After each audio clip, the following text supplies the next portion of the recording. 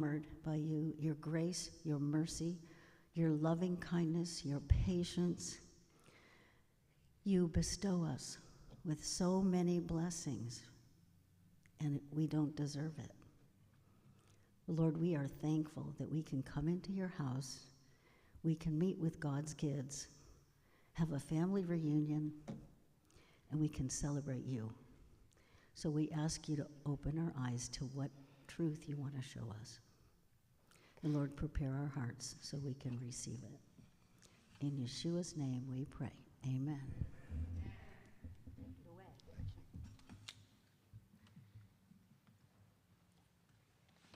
Shabbat Shalom, everyone.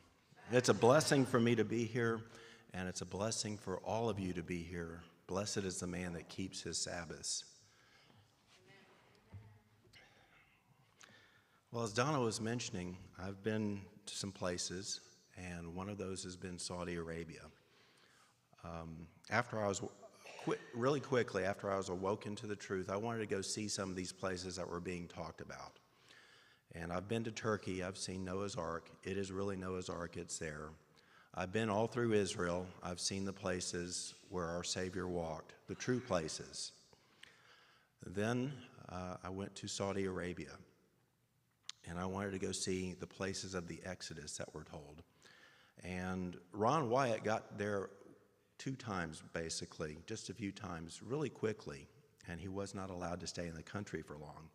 And he actually did not see everything, but he had an idea about everything. I'm going to show you the journey that Moses and the children of Exodus took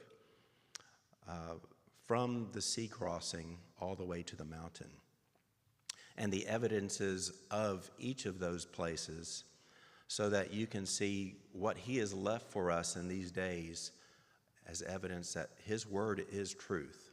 Every word in the scriptures is truth. And so we're going to start off showing Mount Sinai, the burnt mountain. Now, tradition tells us that Mount Sinai is in the Sinai Peninsula, next chart please, in Egypt. There we go. So this is the Sinai Peninsula. This is where tradition tells us Mount Sinai is, from Constantine and his mother. And it's traveled all the way down through religion through the days. It's traveled down into the scholars of the day.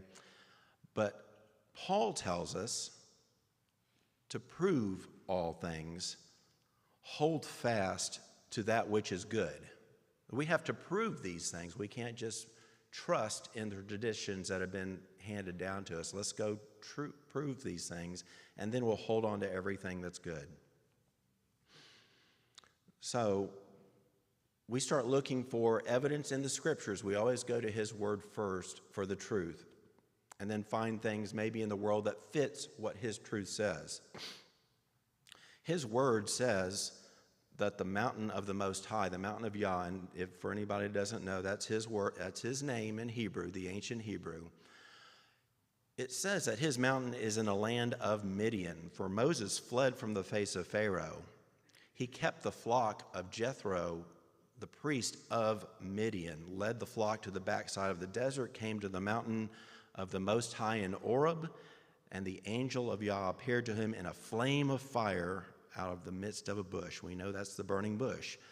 And Yah told Moses, when you bring forth the people out of Israel, you shall serve me upon this mountain.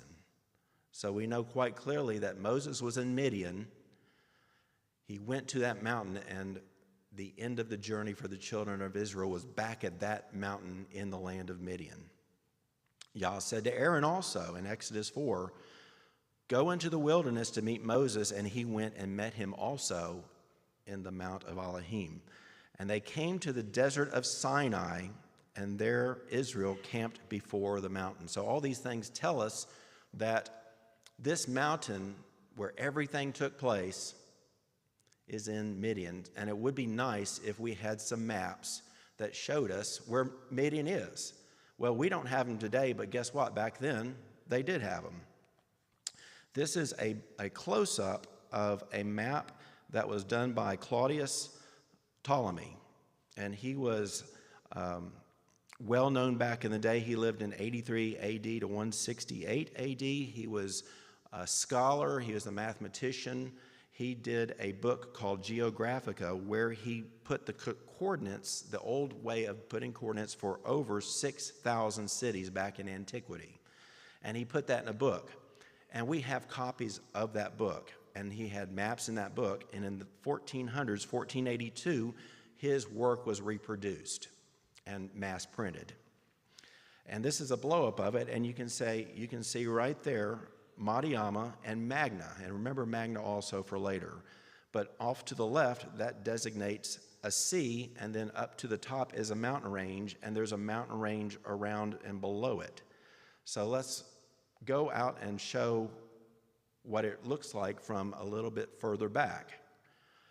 So that was the close-up, and this is the entire map. You can see Midian up there with Magna, right by a sea, and it's labeled. All of these things are labeled. I just made it a little bit more clear. They labeled it as the Red Sea, Saudi Arabia, and the Persian Gulf, exactly where the current country of Saudi Arabia is supposed to be, the Saudi Arabian Peninsula, with Midian and Magna in the very northwest corner of Saudi Arabia, very close to the sea. That's a lot of evidence right there. So that's showing that something from antiquity that's less polluted than it is now, and his scriptures are lining up. So let's go one more. Second Witness, another map published in 1578, shows us the same things. Madhyama is still there, right by what everybody knows as the Red Sea, and you can see the two gulfs starting to show up there. I call it sort of like a V up at the top, and you'll see it closer. And up above Midian is Petra, which if you've ever been to Jordan, that's exactly where Petra is, sort of right northwest of where Midian is. Funny how the ancients knew a whole bunch more than we seem to do now in many things. All right, so other witnesses to this mountain. Elijah rose up. He walked 40 days and 40 nights, came to Oreb, the mount of Elohim, and he came to a cave and lodged there, and behold, the word of Yah came to him, this still, quiet voice that we all seek to hear. Esdras also received a charge of Yah upon the mount of Oreb, and he went and heard from him. Paul, after he saw Messiah and then was blinded on the road to Damascus, he did not stay in Damascus for long. He did not go to Jerusalem. He went to Arabia. He went to Mount Sinai in Arabia to hear the word of the Most High. So this is the mountain that people have gone to, our prophets from the past have gone to hear his word directly. All right, one more map of it. Again, this is 1760. So this has all been out there for centuries, and now it's not. Now everything has changed. Okay, so another witness in the scriptures, Eloth on the Red Sea. King Solomon made a navy of ships, which is beside Eloth on the shore of the Red Sea in the land of Edom. And if everybody knows where Edom is, it's sort of south of Jerusalem in the desert there, which lines right up with the current city of Elat and Aqaba, which is right on the northern tip of the Gulf of Aqaba there. And Eloth would have been one of those two cities. And that's where the ships were closely made nearby for King Solomon. And of course, Solomon had control of all of this land at the height of his empire, of his reign. So we're seeing multiple evidences in both the scriptures and maps and information from antiquity that are all matching up. And all of them are pointing to northwest Saudi Arabia as we know it today, and not the Sinai Peninsula in Egypt as tradition tells us. All right, so going back to Elijah, we have to start looking for proof now of this area. If there is a mountain in Saudi Arabia and we can find it, then that mountain has to have physical evidence of what we can find that is described of it in the scriptures. Is that true? We have to find evidence there that says, yes, that is the mountain. And not just one data point. We want as many data points as we can get, and they should all be pointing to the same conclusion. So one thing in scriptures, Elijah went to the mountain. What did he do? He went into a cave and lodged there. 1 Kings 19. So I'm going to show you a picture right here. Up at the top right of this picture in the blue square is a cave. The cave is about 20 feet deep. Entrance is about 20 feet wide, 12 feet high. And the cave is about 6,500 feet in elevation above the foothills of the plain there. I'm just showing you the cave of Elijah right there. I'll just tell you right up front. But don't take my word for it. We're going to test all these things. This is one data point. You could say there's a cave in a ton of mountains in Sinai, and I'd say you're probably right. Not this area, but you're probably right somewhere. So this is our first data point. This is a close-up pictures of the cave of Elijah up there. This was the close-up of that blue box, and anytime I show you something new, it'll be in a blue circle or a blue square, and the things I've shown you before will be in red. And that's quite a mountain climb to get up to that. My friend Scott took these pictures. I don't like heights, and that was way too much of a true mountain climb for me. There were some perilous moves, and I was not going to do them. So thank you, Scott, for taking these pictures for me. Now, most of the pictures that you see in this presentation, I personally took. And the few that I didn't take, I'll try to remember to mention these pictures. But this is my witness. This is my testimony to what I've seen in Sinai, and these are my pictures. So Moses fled to that well in Midian, as we mentioned. Moses was content to dwell there with the man, and he watered his flocks by the well that he first went to. The first place he went to in Midian was a well. He met Zipporah there. He helped the daughters of Jethro out. Jethro asked his daughters, "Where is he? Come, bring him to me."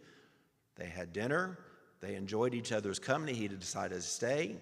He got Zipporah for a wife, and then he stayed there for 40 years. And he watered his flock at that well that he showed up at. So somewhere in the land of Midian, there's going to be a well. You would think that it might be disappeared or something by now, but that's not the case. Right here is a picture of the well of Moses. Another data point, okay? There could be many wells, but this one is encircled by a fence, and it has a sign at the front. It says entrance to the well, which is in English, it says Moses Well Archaeological Site. Saudi Arabia says this is an official Saudi Arabian archaeological site, and they say this is the Well of Moses. Why do they say that? Because this is the Bedouin tradition that's been handed down for centuries. The Bedouins around here have lived here for millennia, ever since the time of Moses, and they have all said, this is the Well of Moses. They all pointed to it, and Saudi ended up putting a fence around this well. Close by, what's known as Mughair Shaub is the caves of Jethro. Again, just cutouts in a cliff face, but this is what the Bedouin tradition has said. This is where Jethro lived, and that's only about a half a mile away from those wells. And next, a little bit further away from it, again, this is another archaeological site officially designated by Saudi Arabia. One more data point. This is in around a town called Al-Bada now. Midian is now renamed Al-Bada. They have a museum there called the Midian Museum. In this museum, they have exhibits that highlight the tombs of Shuab Caves, which is Jethro's caves, and Moses' well. They explain it, they describe it, they have pictures, and Saudi is proud of these things. Now, that's a misconception that we might think, but understand he's a prophet to them as well. He's a prophet to Islam. And so they're proud of their prophet, and they're showing what their prophet did in their land. Why is this information not being brought to this land? That's a discussion for another day, isn't it? All right, so let's look at the map, because everything has to line up geographically for an Exodus story and the story of Moses to make sense. So the town of Albada is right there where that blue circle is, and that is the Gulf of Aqaba there that we've been showing. That is Midian right there. The land of Midian be turned into the area of Albada and the land around it.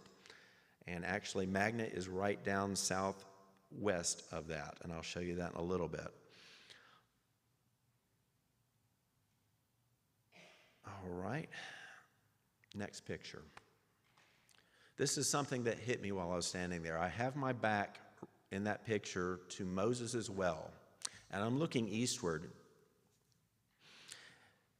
And every day for 40 years, Moses came to this well and brought his flock.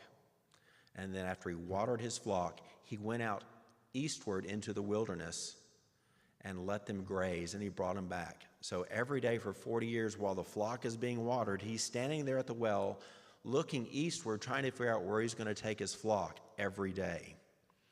And in the middle of his view, almost directly eastward, for 40 years, is the mountain where the burning bush was. One day, as he took his flock out towards the east, he saw a flame of fire out of the midst of a bush, and he looked, and behold, the bush burned with fire, and the bush was not consumed. I bet it was a really big bush. But he could see that mountain all the way from where he was every day. That arrow at the bottom is pointing directly up to Mount Sinai, the mountain of Yah. All right, so this mountain on the map, it's about 18-ish miles away from the caves, and we think that's a long way now, but we're weak. They were very strong back then. For a shepherd, walking 18 miles is no big thing to them. I've walked 25 before. I hurt the next day. It wouldn't bother them. So 18 miles is nothing. They took their flocks out all around. So again, Moses could see the mountain from where he was and even from the caves. And something else that's very interesting, it's highlighted in blue at the bottom there, but I'm going to blow it up. This is a map that I got from the wall of a hotel in Saudi that I was at in Hakel. And I just took a picture of the map, having no idea how important it would be to what I was going to show you today. It shows that wadi, that valley, is named Wadi Musa on the map. It's tough to see, but it says Wadi Musa there. Musa in Arabic is Moses. The map says that this is the valley of Moses, right where he would have watered his flocks every day and taken them. Now, a wadi is a valley or water, an ancient waterway. So it's their highways of the day. This region is very mountainous. You can't walk just where you want to go. You have to walk through the wadis. So Moses walked through the wadis with his flock, and the children of Israel when they were on their Exodus journey, they would have walked through these wadis also. All right. Now, we all know the Exodus story in Egypt, the plagues, the final plague, the first Passover, and the Exodus out. I'm not going to cover that today. But they ended up at the sea, and they were trapped. Pharaoh said, they are entrapped, entangled in the land. Let's go get them. His heart was hardened, and he decided to go get them because he is entangled in the land. Well, briefly, there's a series of canyons right there by the coast of that sea called Wadi Watir, and it's like a maze of canyons. And once you get to that beach, there's no way out except back through those canyons. You can't go north because there is an Egyptian fortress there and mountain ranges. You can't go south. The mountains go right to the ocean. When the children of Israel got to the coast, to the beach of the Red Sea, they were entrapped, entangled in the land. The only way back out was through that canyon, the Wadi Watir, and Pharaoh said, I got them. Let's go take them out. And then we know what happens next. At the very last second, as he always does, he appears and everything changes in an instant for the good of those that love him. The sea was parted, the children of Israel went into the sea on dry land, and the water of it was a wall on the right-hand side and a wall on the left-hand side. And that would have been an immense sight when you're in the middle of the sea with the walls of water on each side. All right, so let's get over to the other side on the shore, the eastern shore of the sea.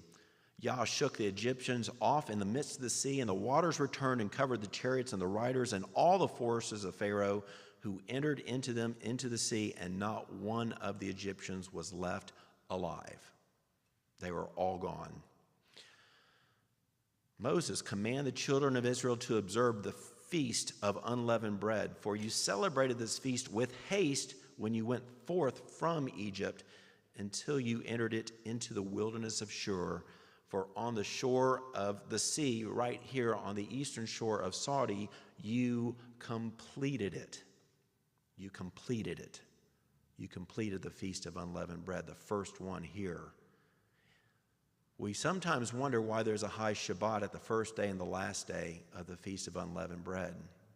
The first day is the high Shabbat because they left Egypt.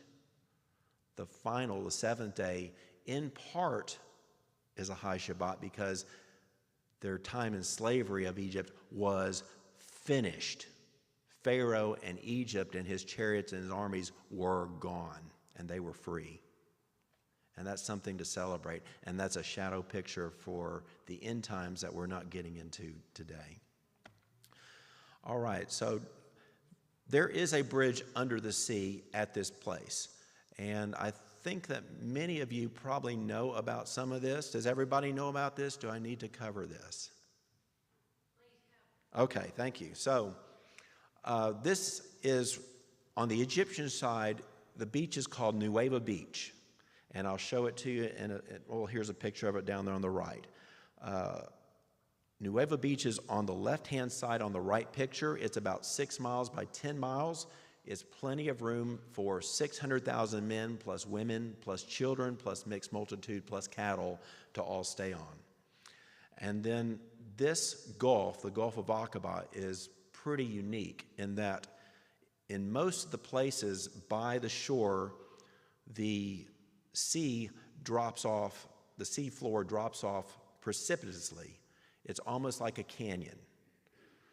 So if you were looking across the Gulf of Aqaba, if all the water disappeared in the Gulf of Aqaba in most places, it'd be like you looking across the Grand Canyon, except it's 3 times as large. It's 3 times larger across, and it's 3 times deeper than the Grand Canyon at its most deep places. So if you think if the water parted in most places at the Gulf of Aqaba, you're still looking at walking across the Grand Canyon, which isn't going to work well. That's a doozy of a first step. In one place only, there's a land bridge underneath the waters where it slopes down gently, it gets down to the bottom, and then it comes back up gently. And the grade is between 5% grade and 12-ish% grade, which coincidentally falls within range of the Disabilities Act of this country for handicap ramps. And I'm not making this up. You can look that up. It's out there. So if you think that this was a tough walk for them, 10 miles is nothing for them. They just walked across the desert already in 7 days. And they're escaping Pharaoh, so they have extra incentive, obviously. But it's an easy path down, an easy slope down, easy slope up. And right there it shows that this area has been known geographically from bathymetric maps all the way from 1898. It showed the Pola expedition that was done from Austria, 1898. You can see how light it is right there. That shows you the land bridge right there, and the darker areas are where it goes down. Now, their sonographs weren't as good as we have now, so that was a good approximation, but that land bridge has been in academia for 130 years or so. All right, as I mentioned, it's 10 miles across, 10 and a half between the beach and the Saudi side. You can see a close-up. Those lines show you the elevation drops of the sea as it goes across. And where all the lines are all right together, that means that's basically a canyon drop-off almost. The incline is so steep, there's no way you're walking across it. But right at that land bridge, you can see the line and a little bit of space and a little line. That means there's a slope down, and then you get to the bottom and there's a slope up. It's almost like Yah pre-planned this escape from Egypt from the beginning, right? Almost, right? He knows the end from the beginning, doesn't he? And he plans accordingly. That land bridge is still there. This, I have, I think, 2 self-portraits in it. Well, this is not a self-portrait. I'm in that picture. Can you see me? I'm walking out of off the coast of Saudi towards the middle of the Gulf of Aqaba, and I estimated that I was about 600 to 800 feet out at this point when Randall took this picture of me. And Randall even mentioned when he took it, there goes Jim, he's walking on the water. You know, there's a video of it too. So I was out there, I only got out there just under knee deep. Okay, so another interesting side note is that the Saudi Coast Guard heavily patrols this area. They don't want anybody on the beach. They don't want anybody in the water. They do not allow any requests for boats to go out on the Gulf of Aqaba. It's almost like they know something and they're trying to keep people away from it.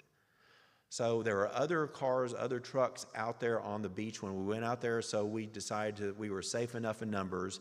And then, you know, me being me, it's like, okay, I'm going to walk straight out.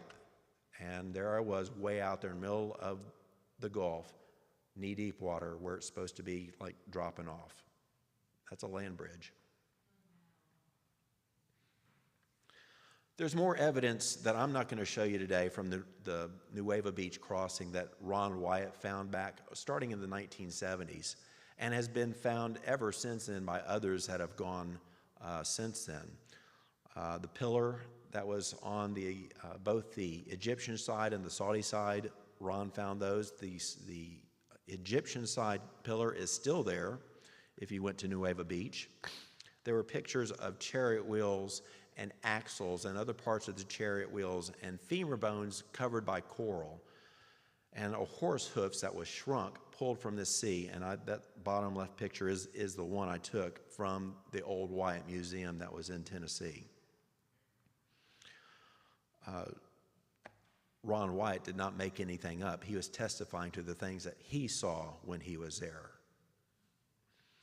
This is a really beautiful picture of the Gulf of Aqaba looking towards Egypt. This is at the crossing site. So this would have just been a picture of what they would have seen after they had crossed and the waves had come back down.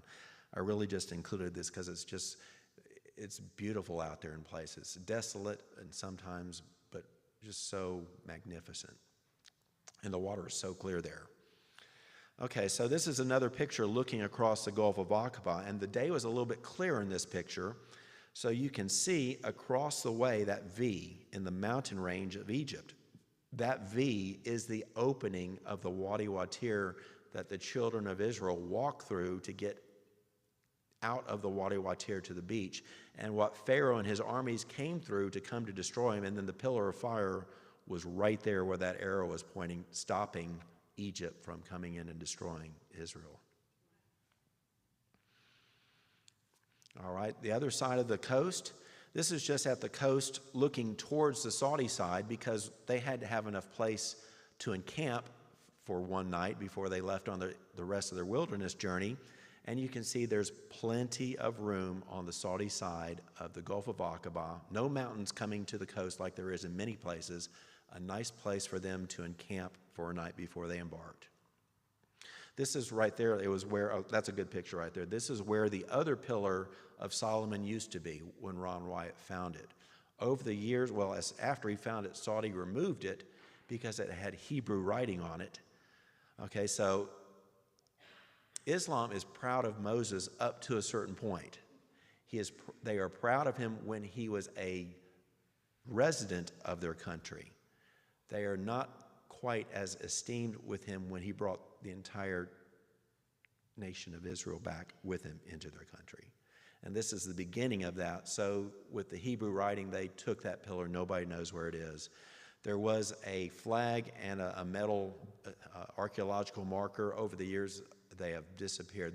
They were last evidence was there in about 2019 or so, and then there was just a flag, and then there was just a pile of rocks, and now they're a scattered pile of rocks. But that's the GPS coordinates of it. Okay, so the crossing site, as I mentioned, in relation to where he lived in Midian and the mountain, it's relatively close. The Gulf is not all that big. It's in, 60, 70 miles from north to south. So you've got a 30 to 40 mile journey there to get from the sea crossing down to where his old home was. Okay? We're building up data points, aren't we? We're starting to build up evidence. We're just going to keep going. They first stopped in Marah, where there was bitter water made sweet. Now, nobody knows for sure where this oasis is, okay? There's a couple of places along the Wadi journey that we think that they went through that could be Marah, but there's nothing that tells us for sure, okay? But their next stop was they came to Elim, where there were 12 wells of water and 70 palm trees, and they encamped there by the waters. A much better place to stay. So out there in the desert, sort of encompassed by mountains and a canyon towards the sea, but again, plenty of room there, there is a place that has now about 200 or so palm trees. And when you go and count every single well there, there's not 10 or 11 or 13 or 14 or 7. There are 12 wells at this spot. My friend Scott did a survey, a strict survey, GPS survey of it, and has a data point GPS mark for every one of those wells. Pretty incredible stuff, huh? Now the wells have modern concrete around them, so obviously somebody has come in, in the past couple of decades or whatever, and seen these great wells that most of them still have water in them, so they made them useful for modern life. Because at this oasis, I've been there 2 times. There's been a herd of camels there both times, grazing on the trees, grazing on the grass, and I'm sure they walk up to these wells or the streams of water that are still coming out of the ground at this place in the desert and drink. So next slide, I'm just going to show you a couple pictures of this little beautiful oasis in the middle of the desert. There's no water around. This is arid, desolate land. This is wilderness. But right here in a few places, you have wells. Next slide. Just another well, more palm trees. Next, more wells, more palm trees. You get the idea. And a picture of our friendly camels that are all walking around there, enjoying the fruits. These are date palms, the water. What a great place for a camel to hang out, huh? All right, and the last picture is the postcard picture of Elim. So there was this rock here, and I just had to take this picture showing the beauty of Elim. All right, that's another data point. And this place, this oasis named Elim, is right there south of the beach, of the sea crossing. Again, it's mostly surrounded by cliffs, but there is easy access to it through the wadis. And there's access to it from the sea crossing to this particular oasis through those wadis. Now, this is known as Tayyib al-Ism in Arabic because this is a tour place for them. They have it on their tourism websites to go see. They're advertising this place. Go look at this incredible place out in the desert. WelcomeSaudi.com, it's on there. It's amazing the evidence that is out there, that Saudi puts out there, and radio silence in the West, where we would be more excited than even them about these things. All right, there are 2 main paths. There's a path into Elim from the north. And there are two paths out of Elim towards the south, one directly to the beach, which we could not take because of the presence of a Coast Guard unit, a building there. And the other one was the one I was just up there. So the next place they went, they encamped by the Red Sea, as it says in Numbers 33. Well, if they're encamping by the Red Sea, they need some water because the Gulf of Aqaba is seawater. And of course, there happens to be about a mile or so away from the sea an incredibly large and beautiful oasis, full of date palms, full of water. I counted at least 5 spring heads in this place, still bringing up water out of the desert of Saudi Arabia and flowing towards the sea. Another picture of the oasis, and you can see the Gulf of Aqaba in the background there in the blue. All right, and this oasis is again another day's journey or so, a couple days away from Elim, just going south along the Gulf of Aqaba, and there's plenty of room on the Gulf there that they can walk to get from Elim to this new oasis. Now, this oasis is on the outskirts of the town called Machna. Now, if you remember in the maps that I showed you at the very beginning, there were 2 cities that were shown. There was Madiama and there was Magna. And here today we have Machna, the same town that Ptolemy had listed in the same vicinity where he showed it in antiquity today. It's there today. And again, this is a national park. The national park is called the Springs of Moses on all the tourism websites. Visit Saudi, go see these places. They're begging people. All right, bread from heaven. This is the bread that Yah has given to you to eat. This is on the way they left. Now you think about this. They left this beautiful oasis. Date palms dropping all, and there were dates all over the ground there at this place. So they were in paradise. Clean water, fresh dates, everything else you can't imagine, I'm sure. And he says, we're going out to the middle of the desert. And there's no food, there's no water. And so the children of Israel murmured, right? That's the broken record, but they murmured, we have nothing to eat. You brought us into the wilderness to die, blah, blah, blah. So Moses cried to Yah, and Yah said, this is the bread I've given you to eat. This is the word that Yah has spoken. Tomorrow is the Sabbath, a set-apart day to Yah. Bake what you will bake and see that you will seethe, and all that is over, leave it to be laid over for tomorrow. Now, if you remember the story of the manna, it came day by day, and they had to pick it up every day and grind it every day and to make it into their cakes and eat it every day, and they could not save it. There could be no leftovers from one day or the other, and they tried. But when they tried to have their leftovers, they found worms instead of manna.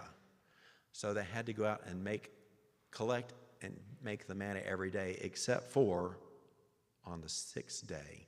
They would collect a double omer, a double portion, make enough for 2 days, and they would rest on Sabbath. And when they woke up in the morning, that manna that was worms every other the day of the week was new and fresh, ready for them to rest and eat and enjoy his feast day, because he blessed the Sabbath.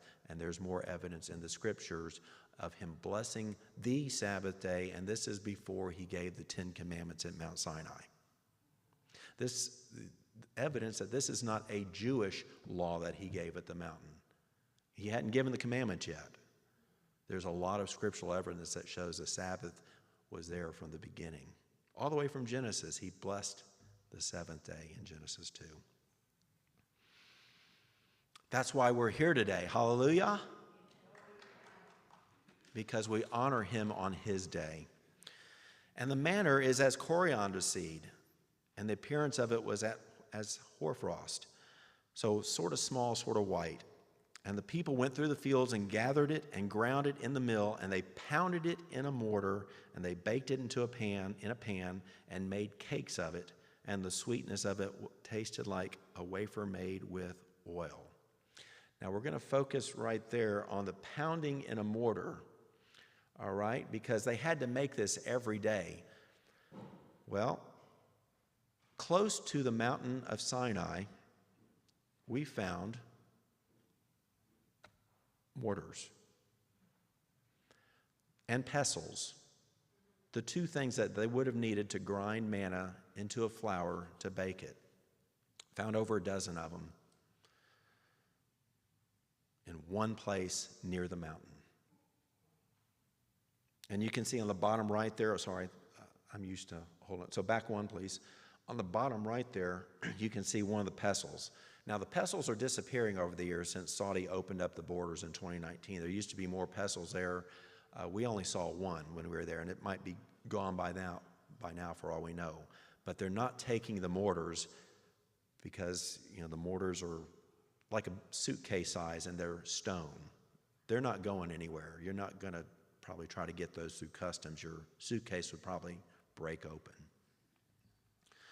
All right, so they left and continued on their way, and their next stop after they were moved from Alush, which is in Numbers 33, nobody knows for sure, but on the road between the place by the sea, the oasis by the sea, and the rock of Oreb, there are some oases along the road there, along the wadi they would have took. So the expectation is one of those would have been Alush, etc. But they got to Rephidim, and there was no water again for them to drink. And they murmured.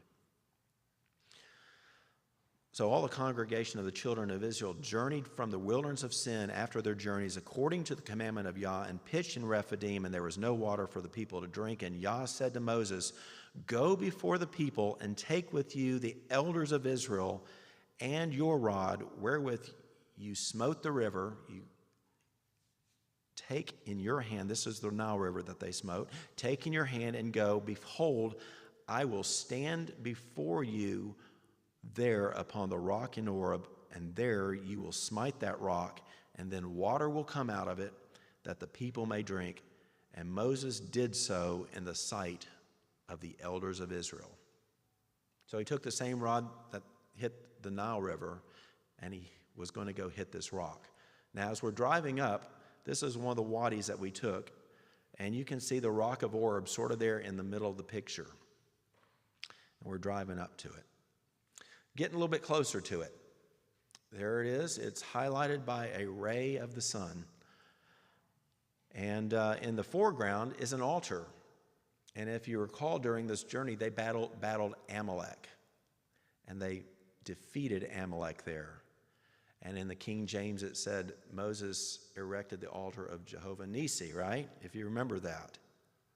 Here's an altar near the rock of Oreb, exactly where it's supposed to be in Rephidim. This could be what everybody would know as Jehovah Nissi, the altar. All right, we're going to go a little bit closer to that rock because we're walking up to it. This is the rock of Oreb on a really beautiful day. Now, the mountains of Saudi Arabia are very coarse. If you walk up to the mountains or rocks of Saudi, it's all like sandpaper, pumice type of feeling to it, very coarse. You can feel it rubbing on you. When you get to these rocks, back up one, please. If you get to these rocks here, you'll notice that they're different in color. And they're different in color because the consistency of them is different. They are smooth rocks. They have been smoothed by the erosion that happened when a large amount of water was gushing over on top of them and flowing down from that rock. And the water erosion and the smoothness is also on the inside of that rock as the water was gushing up through it. Think of an oil that you have a gusher. That's what I have in my mind, a water gusher when he smites that rock and it splits from top to bottom. And there's pitting on the rocks near the top there where the water was coming down. So the water is coming down so hard from that gusher that it was pitting the rocks at the top there horizontally. Data points, right? A little bit closer, we're climbing up to Mount Oreb there, or to the rock of Oreb. So you saw the hill of rocks, we had to climb up it. Not too tough. We'll go a little bit closer, getting closer to it. It's almost like the Leaning Tower of Oreb right there from the side. Another beautiful day. I love the cloud formations that day. It was amazing. So we're going to keep walking up to it, and we're at the base of the rock of Oreb. On the left side is the wadi that the children of Israel would have walked up through to get to this rock. And they would have stayed there somewhere behind that rock while Moses brought the elders up to the rock and hit it with his rod. The right-hand side is a picture looking up at the base of the rock. You get an idea. It's maybe a little bit bigger than you think. Remember, when Yah does something, he goes big. Okay, he said, I'm going to split this rock. And he did. And the rock, next slide, please. This is another self-portrait. You can see me in the middle there at the bottom. That's how big the rock is. That's the rock of Oreb. It's about 65 feet tall, sitting on top of a 130-foot hill of rocks. So when they said the rock of the wilderness or the rock of Oreb, everybody knew which rock they're talking about. It's the rock that stands out among any other rock in this area. And that rock, all 65 feet of it, got split from top to bottom. And the water was gushing out up on top of that. He gave them water, all right. So, where's the rock of Oreb? It's sort of northeast, going along that journey through the wadis. And you can see everything is geographically laid together in a logical progression. Again, almost as like this is planned. And it's easy to see how the children of Israel would have walked from one place to the next to the next. All right, after Rephidim, in the 3rd month, the children of Israel had gone forth, when they'd gone forth out of the land of Egypt, the same day they came into the wilderness of Sinai. So they came into the wilderness before the mountain. For they were departed from Rephidim, where the rock of Oreb is, and they came to the desert of Sinai, pitched tents in the wilderness, and there Israel camped before the mountain. They camped before Mount Sinai, with a second witness in Numbers 33. All right, so the next picture shows you where they camped. This is a picture of the wilderness of Sinai on the eastern side of the mountain, looking directly west towards Mount Sinai, and that arrow lines directly up with the peak of Mount Sinai. This encampment site is about the same size as Nueva Beach is, about 6 miles by 10 miles-ish, and it's pretty flat in a lot of places, so you have an easy idea to see them sitting out there. Okay, so the next picture. On the day that 2 of my friends decided to hike up to the cave of Elijah, and I said, no way, not me. I'm going to enjoy a pleasant day and not be worried about dying all day and breaking bones. I'm here to enjoy and revel and not, have bad days, because that would be me. So I climbed up the mountain about 200 feet, enjoyed a beautiful day, just sitting around rejoicing, being amazed at where I was at. I took this picture, and you can see where the blue is, looking eastward from the mountain. That's where the campsite is, over that ridge of hills there. You can't see it from where I was sitting. I was too low to see the campsite, but they could see the mountain from where they were, obviously, and if I'd climbed up the mountain higher, then I could have seen the campsite. Just to give you an idea now, because now we're in the set-apart precinct of the mountain where things start happening.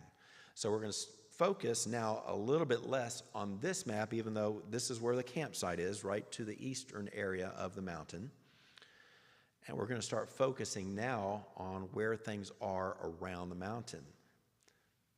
Everything makes sense now from the journey from the sea to the mountain. Now we're going to focus on the things and events that happened around the mountain to make sure that the evidence still lines up with the scriptures. This is a very approximate estimate of the journey made by the children of Israel from the Red Sea to Mount Sinai, based on the known campsites and the wadis that would connect these known campsites. So you can say they sort of did a serpentine pattern to get from the sea crossing to the mountain. All right. The 3rd day, Yah said to Moses, "Go unto the people and sanctify them for today and tomorrow, and let them wash their clothes for 2 days, and let them be ready for the third day. For on the third day Yah will come down in the sight of all the people upon Mount Sinai. Let us go and return to Yah our Elohim, for he is torn and he will heal us. He will smite and bind us up. After 2 days he will heal us. In the third day we shall rise again and live before him and shall know him." This is a shadow picture of the end times sitting right there in the middle of Exodus, in case anybody has not seen that before. The shadow picture that Moses sanctifies the people. Who is the prophet that was to come after Moses that all must hear, that now sanctifies all of us through his atonement, his blood? And then for 2 days, all the people must wash their clothes, and a day is as 1,000 years, and 1,000 years is as a day.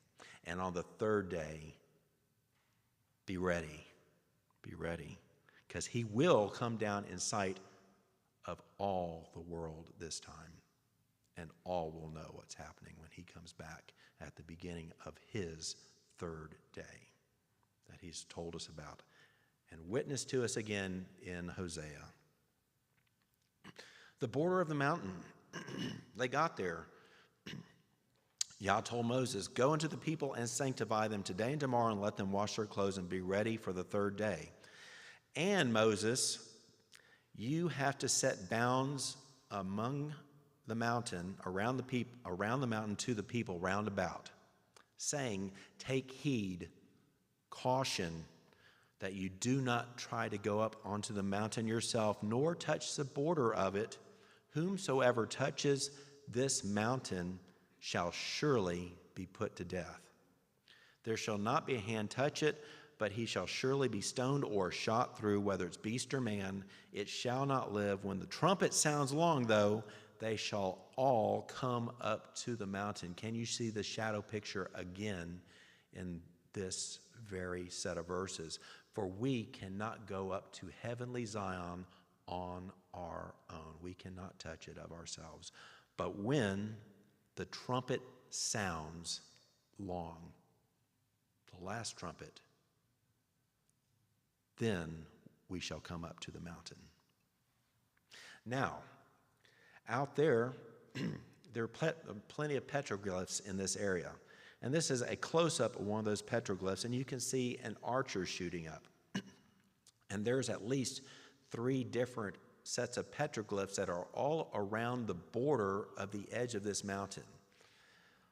And next picture. This is not one of those border warning signs because Moses didn't write in English, right? But at this border area right here, right before you get to the mountain range itself, there are signs, petroglyphs, that show don't go any further until the time has come. Okay? This is that petroglyph that I showed you close up. It has 2 different archers on it. And again, there are other petroglyphs around the mountain towards the northern areas, and there may be more. It's a big area, and I don't know that anybody has explored all of the area. I know my friend Scott and others have gone a lot of places around it. I'm not sure everybody's seen everything yet. This is where the archer petroglyphs are in relation to the mountain, the foothills of Sinai. It's at a good spot where you'd think that they wouldn't step much further. Last chance. All right, and we come to the burnt mountain. Should we keep going, or do we need a break?